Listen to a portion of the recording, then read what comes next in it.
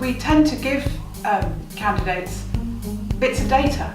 And the really important thing to know about bits of data in science is that there's no real right or wrong answer. It's all about how you look at that data and how you start to interpret it. And we're not expecting Nobel Prize winning answers at this stage, right? We're just interested in the way that you approach the data. Most things in English literature don't have a right answer. Actually, they're a matter of interpretation, of looking again at the writing, trying to work out, what are the clues, what are the things you'd want to bring to support one answer or another. The important thing here isn't getting a right or wrong answer. The important thing is understanding the situation, coming out with a reasoned point of view.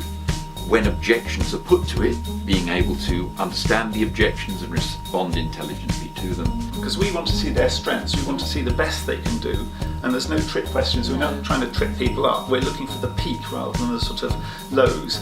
If someone thinks at a certain point in the interview they don't know the answer or they've got stuck, then we often might just remind them that we don't think there's a right answer, we're just trying to understand how they're thinking about this problem and what their views are. Yes, we don't expect you to know the answers to everything, and it's also a way in which we can see whether the course is suited for you as well, so that you're making the right decision and it's the right place for you too.